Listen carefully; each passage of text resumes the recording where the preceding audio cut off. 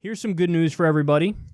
Hawaii lawmakers approve medically assisted suicide that's legal in 5 states and Washington, D.C. Governor to sign bill.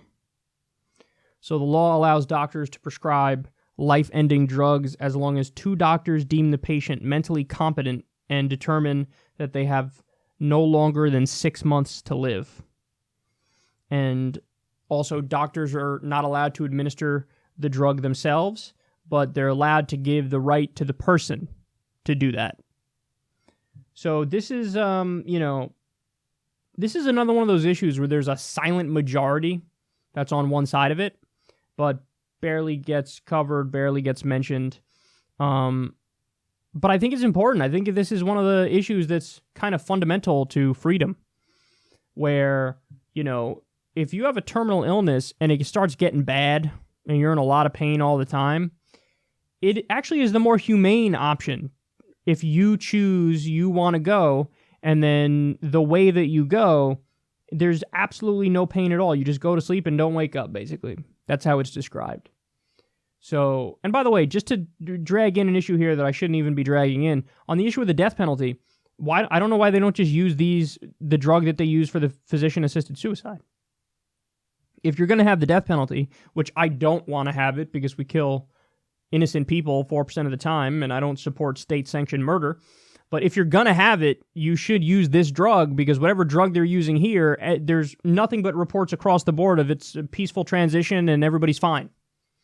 So they should do that, but this is an option that I think I want to have when I get older. If I get some sort of terminal illness, wouldn't you want that option? The escape button? Like, okay, listen, if it gets too bad, you could always end and escape the pain and no problems whatsoever.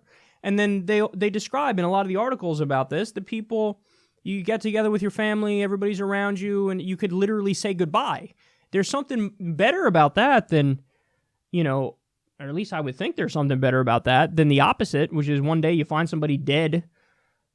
That's a lot more traumatic than I think if you get together, it's like, all right, we're going to do it on the 21st, and here's how it's going to go down, and everybody's going to be there. And so maybe that's just me. Maybe when I get closer to that day, I won't feel that way. But as of right now, I think it makes sense. But either way, even if I change my mind on that, I shouldn't be able to have the right to take it away from somebody else. And I don't even agree with the time frame here. You're going to do, you have to have 6 months or less to live. You should do at least a year. If you give, we'll give you a year. Like a year, sorry, you're going to die in a year. But hey, you're able to choose if you want to go whenever you want, and whatever the process is that you have to go through. I don't think this is a difficult issue, but it's an issue that's not breached, because I think there's a taboo around death in the United States compared to other places in the world. I don't know exactly the dynamics of that or how that came to be. But then also you have religious institutions fighting back against this. Like Catholics, for example, you shouldn't be able to do this because only God can choose when life ends, and this is anti-life, and blah, blah, blah, blah, blah. I mean, it's real arrogant to think that the state or another individual should be able to dictate to another person who's in extreme pain what they can do with their future.